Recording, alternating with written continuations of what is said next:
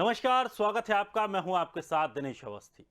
मुजफ्फरनगर में किसानों की महापंचायत हो रही है। ये महापंचायत जीआईसी ग्राउंड पर हो रही है। दावा है कि इस महापंचायत में 300 से ज्यादा किसान संगठन शामिल हो रहे हैं।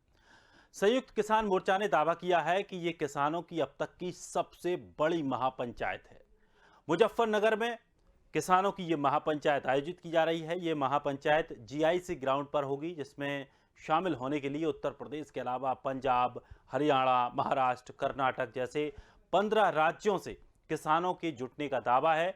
दिल्ली के बॉर्डर पर जो लंबे समय से आंदोलन चल रहे हैं, वहां से भी किसान इस महापंचायत में शामिल होने जा रहे हैं। महापंचायत को देखते हुए मुजफ्फरनगर में सुरक्षा कड़ी कर दी गई है। संयुक्त किसान मोर्चा का कहना है कि यहां जुटी भीड़ किसानों की ताकत दिखाती है। किसान तीनों कृषि कानूनों को रद्द करने की मांग पर अड़े हुए हैं। बीजेपी सांसद वरुण गांधी ने ट्वीट कर किसानों के दर्द को समझने की बात कही। उन्होंने लिखा कि मुजफ्फरनगर में आज प्रदर्शन के लिए लाखों किसान जुटे हैं। वो हमारा अपना ही खून है। हमें उनके साथ सम्मानजनक तरीके से जुड़ने की जरूरत है। उनका दर्द समझें, उनका नजरिया देखें और जमीन तक पहुंचने के लिए उनके साथ काम करें। तो किसान कृषि कानूनों की वापसी पर किसान अड़े हैं और कई दौर की वार्ता भी हो चुकी है, लेकिन कोई हल नहीं निकल पाया। अब सवाल ये है कि यह आंदोलन बीजेपी के लिए कहीं मुश्किलें पैदा ना कर दे। आखिर क्यों अब तक इस पर कोई भी रास्ता नहीं निकाला पाया है? आखिर क्यों किसानों को इस तरह से आंदोलन के लिए जाने दिया जा रहा है, जिससे ये जो आंदोलन है वो अब राजनीतिक रूप लेता जा रहा है? तो इस पूरे आंदोलन को लेकर बीजेपी कितनी सतर्क है और बीजेपी को क्या कुछ खतरा है, ये बात भी बीजेपी को सोच लेनी चाहिए। इसी विषय को लेकर आज हम चर्चा करने वाले हैं। हमारे साथ मेहमान भी जुड़ेंगे। हमारे साथ विजय खेरा जी, प्रवक्ता बीजेपी से, आर्य उस्मानी साहब पूर्व मंत्री समाजवादी पार्टी से हैं, आलोक वर्मा है प्रवक्ता भारतीय किसान यूनियन से, संतोष यादव आरएलडी से। आलोक जी, सबसे पहले आपसे सवाल है मेरा। लगातार बातचीत करने की कोशिश की गई, सरकार ने कहा संशोधन कीजिए, आपकी कोई दिक्कतें हैं, आपको जो जो समस्याएं हैं उनको बताइए, उनको हम निराकरण करेंगे, बाकी कानूनों को वापस नहीं लिया जाएगा। लेकिन अब जिस तरह से दिल्ली बॉर्डर पर स्थिति थी, अब उत्तर प्रदेश में चूंकि चुनाव भी हैं, उसको लेकर जिस तरह से अब किसान आंदोलन उत्तर प्रदेश में किया जा रहा है, क्या नहीं लगता कि अब पहले किसान कहते थे कि हम राजनीति नहीं करेंगे, लेकिन अब इस पूरे आंदोलन को राजनीतिक रूप दिया जा रहा है? देखिए, मैं आपको बताऊं कि सरकार बार बार ये कहती है कि हम कृषि कानूनों को वापस ले लेंगे। इसमें काला क्या है ये बताइए। हम लोग 10 महीने से बैठे हुए हैं और सरकार को यही बताने का काम कर रहे हैं कि इसमें काला क्या है। जो काला है वो हमने बता दिया, लेकिन सरकार उसको समझ नहीं रही, क्योंकि सरकार दबाव में काम कर रही है। और मेरा मानना है कि देश में अगर भाजपा की सरकार होती, इस लोकतांत्रिक देश में 10 महीने से अन्नदाता को किसानों का आंदोलन न करना पड़ता और उनको सर्दी गर्मी बरसात न झेलनी पड़ती। देश में सरकार है मोदी सरकार, और मोदी सरकार पूंजीपतियों के दबाव में चल रही है। ये भी आपको स्वीकार करना होगा।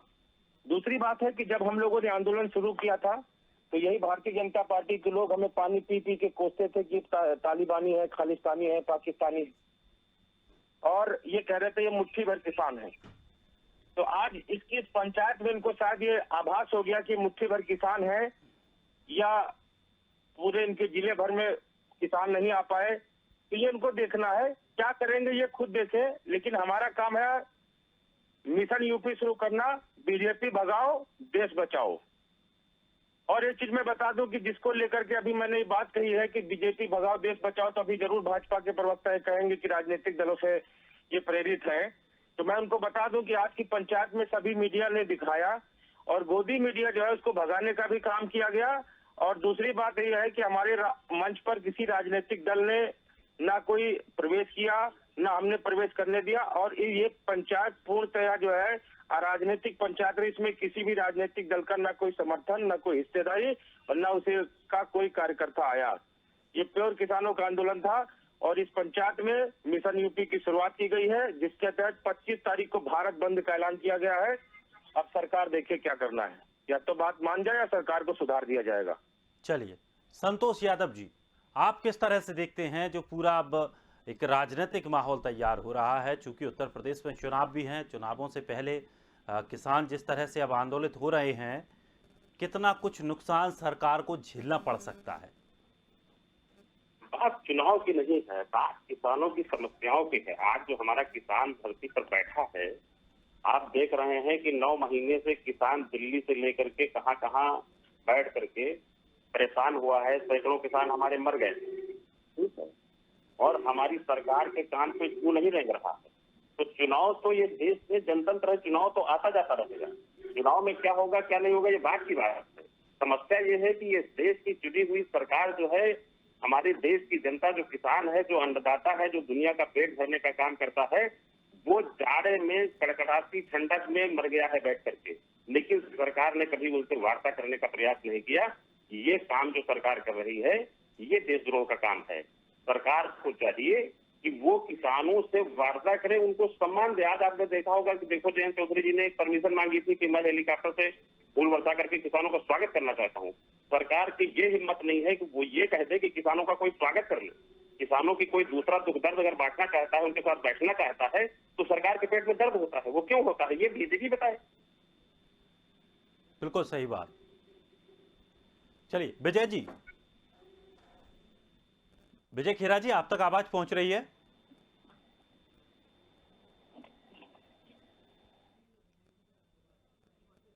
चलिए, हमारे साथ उस्मानी जी भी जुड़े हुए हैं। सर, आप तक आवाज पहुंच रही है मेरी? उस्मानी जी, आप तक आवाज पहुंच रही है? बिल्कुल पहुंच रही, पूरी पहुंच रही है। सर, किस तरह से आप देख रहे हैं जो तमाम स्थितियां बन रही हैं? हालांकि 1 साल के ऊपर अब किसानों को हो चुका है, लगातार वो हड़ताल पर बैठे हैं, सरकार बात मानने को तैयार नहीं है। अब किसान उस जगह पर आ गए हैं जहां सरकार की नस दबी हुई है, और उस जगह को कहते हैं उत्तर प्रदेश। क्या लगता है, सरकार अगर अभी भी नहीं चेती तो इसके परिणाम सरकार को भुगतने पड़ेंगे, सरकार को नुकसान होगा? इसको सरकार को बहुत गंभीर परिणाम इससे भुगतने पड़ेंगे, क्योंकि जो किसानों की मांगे हैं वो जायज मांगे हैं उनकी। और किसानों का गन्ने का कम से कम 14,000 करोड़ रुपया बकाया है, उसका अभी तक भुगतान ये सरकार नहीं कर पाई है। किसान लगातार आंदोलन कर रहे हैं, लगातार धरना प्रदर्शन कर रहे हैं, लेकिन सरकार के ऊपर कोई फर्क नहीं पड़ रहा है। 7 साल हो गए हैं दिल्ली में जो सरकार बैठी है, और 7 सालों में जो जिसने वादा किया था कि हम किसानों की फसलों का दाम दूने देंगे, उसको उनकी आमदनी दुगनी करेंगे, लेकिन जो गन्ने का रेट जो था 7 साल पहले, वही गन्ने का रेट आज भी है। चलो जी, वही गन्ने का रेट आज भी है। और अगर इस तरीके से इन लोगों को झूठ बोलना था तो वादा नहीं करना चाहिए था। जब आपने वादा किया था कि हम किसानों की फसलों का दाम दूने देंगे, किसानों को सम्मान देंगे, किसानों के बच्चों को हम नौकरी देंगे, साल में 2 करोड़ लोगों को नौकरी देंगे, 15-15 लाख रुपए सबके खाते में देंगे, इन्होंने कोई वादा नहीं पूरा किया।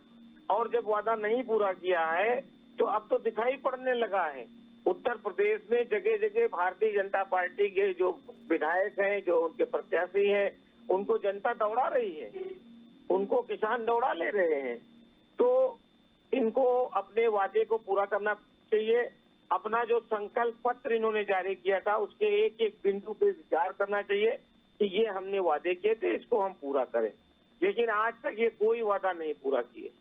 इसलिए जो है, हम तो आग्रह करते हैं आपके चैनल के माध्यम से भारत सरकार से कि ये भारत देश जो है कृषि प्रधान देश है, कृषि आधारित मामला है पूरा। यहाँ की इकोनॉमी ही कृषि पे टिकी हुई है, और उसको अगर आप नेस्तनाबूद कर देंगे तो क्या स्थिति होगी देश की, आप बताइए। अभी जब कोरोना काल था, कोरोना काल में लगातार देश की जीडीपी जो विकास दर है वो गिरती चली गई, -25.9% पहुंच गई। और उस समय भी जो आंकड़े आए थे, जो विशेषज्ञ थे, उन्होंने कहा था कि किसानी खेती ने जो है वो लाज बचाने का काम किया है, उसकी ग्रोथ जो थी वो ज्यादा थी। तो जो चीज से सरकार को फायदा है, जिस चीज से जनता को फायदा है, जिस चीज से देश को फायदा है, उस चीज को मानने में क्या परेशानी क्या है, ये बताइए ना। आपको किसानों ने, जो जनता ने आपकी सरकार बनाई थी, इसलिए बनाई थी कि जनता के हित में आप काम करेंगे। आप जनता के हित में काम तो कर नहीं रहे हो, आप पूंजीपतियों का नाम काम कर रहे हो। अडानी के चौधरी चरण सिंह जो किसान नेता थे, उनके नाम पे जो दिल्ली का, जो लखनऊ का एयरपोर्ट था, चौधरी चरण सिंह एयरपोर्ट, उसको भी बेच दिया अडानी के हाथ। अब वहां मैं जाता हूँ तो देखता हूँ अडानी एयरपोर्ट लिखा हुआ है। क्या मतलब है भाई इसका? क्या करना चाहते हो इस देश के साथ?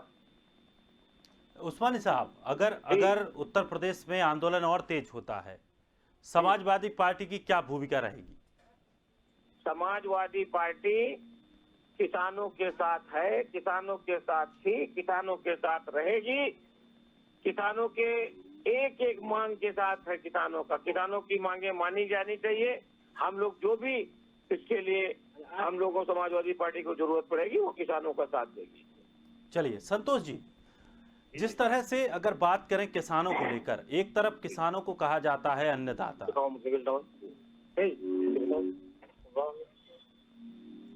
संतोष जी, आप तक आवाज पहुंच रही है मेरी? हाँ, पहुंच रहे हैं जी, एक तरफ किसानों को कहा जाता है अन्नदाता, दूसरी तरफ अब जिस तरह से ये आंदोलन हुआ पूरे देश भर में, किसानों पर तमाम आरोप लगाए गए, जिनमें उसे खालिस्तानी, पाकिस्तानी, आतंकी और पता नहीं क्या क्या शब्द कहे गए, लेकिन उसके बावजूद भी किसान अपने इरादों से नहीं हटे। लेकिन सरकार जो इस पूरे माहौल को देख रही थी कि किसान इस तरह से कर रहे थे, पहले किसान सरकार को लगा कि ये बहुत छोटी मोटी बात है, लेकिन बाद में ये आंदोलन बड़ा होता चला गया और अभी तक रुका भी नहीं है। क्या सरकार को पहले ही इस पूरे मसले को समझ लेना चाहिए था? और अब शायद सरकार को ऐसा लग रहा है कि अगर हम अब किसानों की बात मानते हैं तो अब शायद हमारी नाक कट जाएगी। बात यह है कि देखो, ये जुमलेबाज पार्टी है, ये देश को जुमलेबाजी में फंसा कर चलाना चाहते हैं। इनको न किसान से कोई लेना देना है, न नौजवान से कोई लेना देना है, न पिछड़ों से कोई लेना देना है, न समाज के कमजोर वर्ग से इनको कोई लेना देना है। इनका क्या काम है कि अडानी अंबानी के जो गोदाम इन्होंने बनवाए हैं, उसका भंडारण ये कैसे करा पाए, भरवा कैसे पाए। ये सरकार अडानी अंबानी की सरकार। आपने देखा होगा कि कृषि कानून आने के पहले अडानी अंबानी के बड़े बड़े गोदाम बन गए। तो कृषि कानून बनाने वाले कौन है? कृषि कानून बनाने वाले तो अडानी अंबानी के आदमी। सरकार ने तो खाली उसको बैकडोर से पास कर दिया। ये पार्लियामेंट की अगर चर्चा हुई होती, जनता के बीच में चर्चा हुई होती, किसानों के बीच में चर्चा होती, किसानों के प्रतिनिधि वहां गए होते, उनसे बात होती कि किसान के कानून जो है किसान के माफिक है कि नहीं है, तो शायद अपनी बात किसान और नौजवान अपनी रख पाता। लेकिन इन्होंने तो ये कानूनी जो ड्राफ्ट है ये अडानी अंबानी से तैयार करवा लिया। आपने देखा होगा कड़वा तेल क्यों महंगा हो गया? क्योंकि सरसों का भंडारण उन्होंने कर लिया।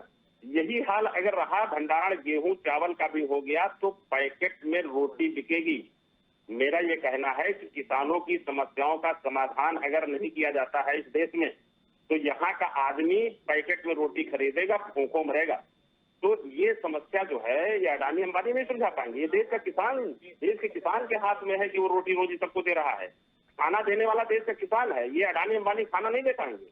ये हो सकता है खाना किसी का हर ले। तो मेरा ये कहना है कि जो सरकार किसानों को अनदेखी कर रही है, किसानों का इतना बड़ा आंदोलन है, उस पर मैं बता रहा हूँ कि जयंत चौधरी जी ने खाली इतनी परमिशन मांगी कि मैं किसानों का स्वागत करना चाहता हूँ, उनको मैं फूल वर्षा करना चाहता हूँ। वो चौधरी चरण सिंह की धरती है जहाँ पे चौधरी चरण सिंह ने जन्म लिया है, वहां पे किसानों का आंदोलन है।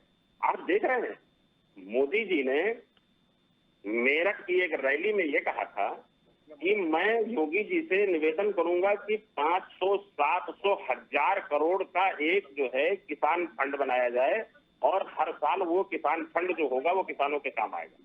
लेकिन उन सब बातों को भूल करके आज किसानों पे लाठियां चलाई जा रही है, किसानों को आतंकवादी कहा जा रहा है, उनको खालिस्तानी कहा जा रहा है, उनको जो है मुट्ठीभर किसान कहा जा रहा है। हरियाणा के एक एसडीएम ने क्या कहा, आपने सुना है? हरियाणा के एसडीएम ने कहा है कि कोई भी किसान की खोपड़ी जो है बिना लाठी के, बिना खून निकले हुए बाहर नहीं जानी चाहिए। जितने किसान है उन पर लाठीचार्ज होना चाहिए, उनके खून निकलना चाहिए। तो ये सरकारी आदेश है। सरकार ये कह रही है किसानों को पीटा जाए, किसानों पर लाठीचार्ज हो, लेकिन किसान का धैर्य देखिए। किसान का धैर्य ये देखिए कि वो अपनी खेती बाड़ी भी कर रहा है, देश का पेट भरने का काम कर रहा है, वो अन्नदाता है, और उसके बावजूद सरकार से अपनी मांग मनवाने के लिए 9-10 महीने से दिल्ली के गाजियाबाद बॉर्डर पे बैठा है और अब मुजफ्फरनगर में, पश्चिमी उत्तर प्रदेश में बड़ी रैली और उनकी पंचायत हो रही है कि मेरी बात मानी जाए, लेकिन सरकार सुनने के लिए तैयार नहीं। ये सरकार बताए कि क्या चाहती है, देश की जनता को क्या चाहती है। चलिए, केसी जैन साहब जुड़ गए हमारे साथ बीजेपी से। जैन साहब, किसानों को लेकर बीजेपी बहुत हल्के में रही, केंद्र सरकार बहुत हल्के में रही, लेकिन एक बात ये तय है कि अब जिस तरह से किसान जो अब दोबारा से उत्तर प्रदेश में इकट्ठे हो रहे हैं और आंदोलन के लिए तैयार हैं, इससे बीजेपी को बड़ा नुकसान जरूर होगा और बाद में शायद बीजेपी को फिर पछताना भी पड़ेगा। देखिए, जहां तक बात है किसानों की रैली की या किसान आंदोलन की, तो किसान आंदोलित क्यों है, पहला विषय तो ये बनता है। बिल्कुल, इनकी जो तीन कानूनों की मांगे हैं, तीनों कानूनों को रद्द करने की लगातार मांग कर रहे हैं। शुरुआत में इनकी मांग ये थी कि कानूनों में संशोधन किया जाए, सरकार उसके लिए तैयार हो गई और माननीय केंद्रीय कृषि मंत्री तोमर साहब लगातार 10 से 11 बार वार्ता उन्होंने की और ये लोग जो इनकी मांगे थी, इनकी सारी मांगे मान ली गई। लेकिन जब सारी मांगे मान लेने के बाद में भी ये लगा कि आंदोलन तो खत्म हो जाएगा, लेकिन विपक्षी दलों के साथ मिल करके जिस प्रकार के सिर्फ इसको किसान आंदोलन का नाम दिया जा रहा था अभी तक, आज सारी तस्वीरें साफ हो गई कि किस प्रकार से राजनीतिक दलों के झंडे मुजफ्फरनगर के कार्यक्रम में सब तरफ लगे हुए हैं, उनके बैनर, पोस्टर, होर्डिंग लगे हुए हैं।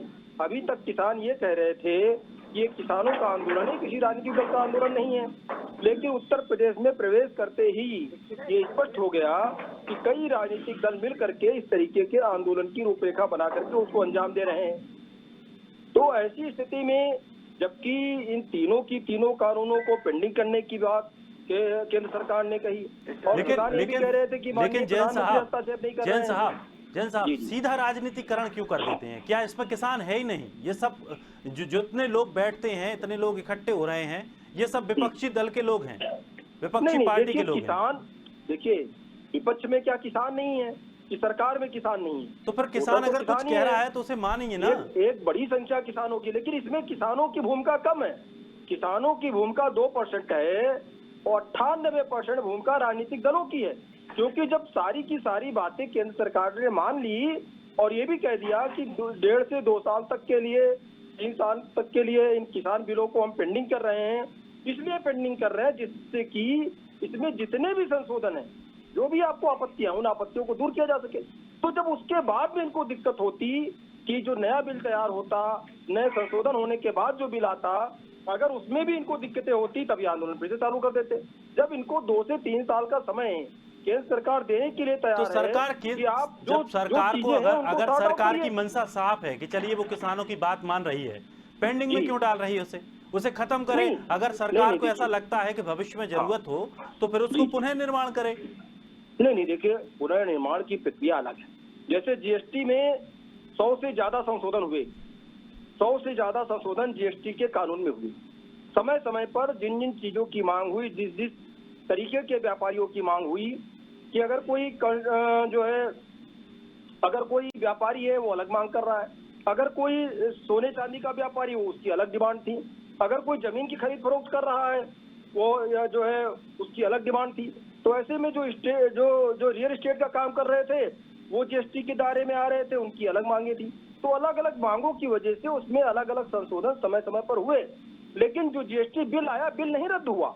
तो इसी तरीके से इस कृषि कानून को रद्द करने की आवश्यकता नहीं है, बल्कि इसमें जो आपत्तियां हैं उनको दूर करने की आवश्यकता है। बीजेपी थी तब बीजेपी ने भी जीएसटी का विरोध किया था। जब खुद विपक्ष में थे तो उस चीज का विरोध किया, खुद सरकार में आ गए तो उस चीज को लेकर आ रहे हैं।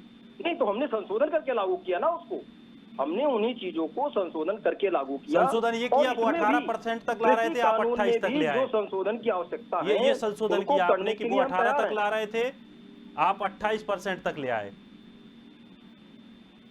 नहीं, देखिए, हमने आपसे बताया कि जो संशोधन थे, अलग अलग वर्ग में अलग अलग तरीके के जीएसटी लागू हैं, उसकी पूरी लिस्ट धीरे धीरे तैयार है। चलिए, आज किसानों पर बात, किसानों पर ही रहते हैं। आलोक वर्मा जी भी हमारे साथ बने हुए हैं। आलोक जी, आपने सुना बात, किस तरह से जो आपकी मांगे हैं उनको, उनमें किस तरह की मुश्किलें पैदा हो रही हैं, वो आपको बताया बीजेपी प्रवक्ता ने। देखिए दिनेश जी, मैं आपको बताऊं, केसी जैन जी जो है एक भारतीय जनता पार्टी के प्रवक्ता हैं और इनकी अपनी पार्टी की अलग व्यवस्थाएं हैं। ये उतना ही बोलेंगे जिनको उनका कागज में लिख के दिया गया है। देखो, ये कहेंगे जरूर कि हम खेती किसानी करते हैं, लेकिन खेती किसानी नहीं करते। ये लोग पूरी तरह से उसमें बिचौलियों की भूमिका निभा रहे हैं। और जैसा मैंने अभी पहले कहा था कि कृपया करके इसको राजनीतिक आंदोलन ना दिया जाए, लेकिन आखिरी में जाके वहीं पे गिर गए। अगर जैन साहब ने इस आपकी पंचायत को ढंग से देखा होगा और असली चश्मा लगाते नहीं देखा होगा मोदी वाला, तो इनको दिखा होगा कि उसमें किसी भी राजनीतिक दल का ना कोई व्यक्ति था, ना कोई नेता था। और जैसा कि संतोष यादव जी ने कहा कि जयंत चौधरी ने ये कहा था कि आप किसान आ रहे हैं, इनके ऊपर हम पुष्प वर्षा करेंगे, हम लोगों ने उसको भी मना कर दिया। ना मैं किसी राजनीतिक दल का, मुझे ना कोई समर्थन चाहिए, ना उनके कार्यकर्ता चाहिए। ये किसानों का आंदोलन। और दूसरी बात, रही बात इन्होंने जैसे कहा कि अभी इस बिल को वापस नहीं करेंगे, संशोधन करेंगे। अरे संशोधन भी मत करिए, वापस भी मत करिए, हम आपको वापसी करा के तब जाएंगे। 2024 में वापसी करा देंगे, 2022 में उत्तर प्रदेश से वापसी करा देंगे। और ज्यादा हम कुछ नहीं कर सकते। अगर हम वोट देते हैं, वोट देकर अगर आपको सत्ता पे बैठा सकते हैं, तो उसी वोट से आपको सत्ता से खींच भी सकते हैं। ये किसानों की ताकत है, क्योंकि किसानों का ये फसल और नस्ल का आंदोलन, सुन लीजिए, फसल और नस्ल का आंदोलन है। डर और भय से किसानों को लोकतंत्र नहीं चलता है। सुन जाइए, अरे लोकतंत्र सुन डर जाइए, और बीच भय से नहीं में चलता है। मत बोलिए, बीच में मत बोलिए। डर और भय से नहीं चलता है। आप किसानों को अपने पूंजीपति मित्रों के हवाले नहीं कर सकते। आपकी सरकार में संसद से बड़े, संविधान से बड़े वो पूंजीपति लोग हैं। यहाँ पर बिल बाद में आता है, गोदाम पहले बन जाते हैं। नहीं, देखिए, वो हो नहीं पाएगा। ना देखिए, जिस तरीके की बातें और सुन लीजिए, और सुन लीजिए, उनको कहीं पर भी प्रधानमंत्री जी ने संसद, अरे सुन लीजिए जैन साहब, और जो बिलों में प्रधानमंत्री जी ने संसद ये में किसानों की ही मांग थी है और रहेगी। ये किसानों की ही मांग थी कि बिल में संशोधन किया जाए। एमएसपी किसानों को मिल और पाएगी क्या? जिस एमएसपी नहीं की मिल बात पाएगी आप ना। कर रहे हैं, जब आप विपक्ष में क्या तो ये गन्ने का एमएसपी अभी तक लागू थी? आ गए तो 5 रुपया बढ़ा नहीं, दिया। नहीं, एमएसपी क्या की कर रहे हैं गारंटी आप? की जो बात आप कर रहे हैं, भैया सुन लीजिए, क्या ये अभी तक अरे लागू भाई थी? सुन लो। नहीं, एमएसपी अभी तक लागू थी, ये बताइए। एमएसपी की गारंटी अभी तक लागू थी क्या? बोल लो। नहीं, एमएसपी की गारंटी अभी तक लागू थी, नहीं लागू थी। और दूसरी बात, इस आंदोलन में, जिसको आप आंदोलन कह रहे हैं आज, यहाँ पर जयंत चौधरी के बैनर पोस्टर क्यों लगे थे? उनकी होर्डिंगें क्यों लगी हैं?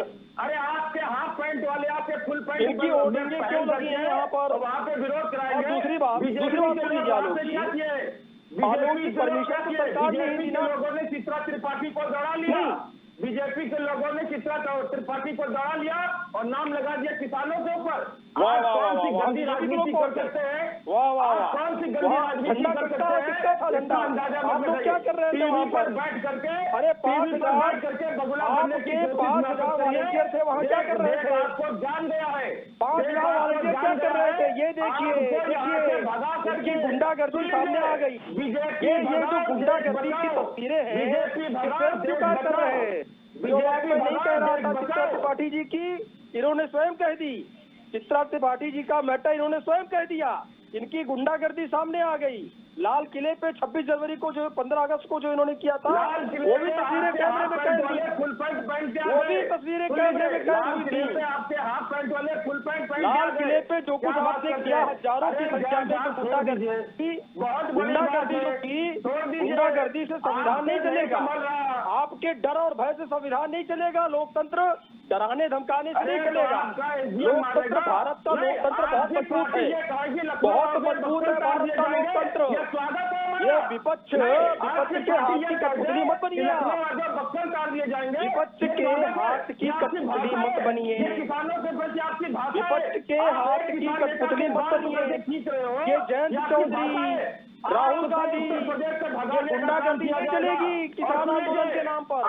परमिशन दी गई थी आपको शांतिपूर्ण आंदोलन के लिए, परमिशन दी गई आपको शांतिपूर्ण आंदोलन के लिए, गुंडागर्दी करने के लिए नहीं दी गई परमिशन दी गई आपको शांतिपूर्ण तरीके से अपनी बात रखने के लिए। आपको लाइसेंस प्राप्त है, आप गुंडागर्दी कर लो, आपको लाइसेंस। आपका विधायक नंद किशोर गुर्जर, लाल किले पे जो कुछ आपने किया। चलिए बहुत बहुत शुक्रिया आलोक जी, विजय उस्मानी जी, केसी जैन साहब, संतोष जी, बहुत बहुत शुक्रिया हमारे साथ जुड़ने के लिए। और किसानों की महापंचायत उत्तर प्रदेश में अब जमने वाली है और कहीं ना कहीं बीजेपी की सरकार उत्तर प्रदेश में है, योगी सरकार, उसको परेशानियां जरूर ये पैदा करने वाली है, क्योंकि जिस तरह से किसान लगातार आंदोलित हैं और अब दिल्ली की जगह उत्तर प्रदेश में भी, दिल्ली के साथ साथ उत्तर प्रदेश में भी इस आंदोलन को बढ़ाएंगे। चुनाव नज़दीक है, समस्याएं कहीं ना कहीं पैदा जरूर होंगी। अब देखते हैं कि बीजेपी इस पूरे आंदोलन को किस तरह से लेती है और किस तरह से इन्हें अपने खेमे में वापस लेकर आती है। फिलहाल इस खास कार्यक्रम में इतना ही। ताज़ा तरीन खबरों के लिए आप बने रहिए स्वदेश के साथ।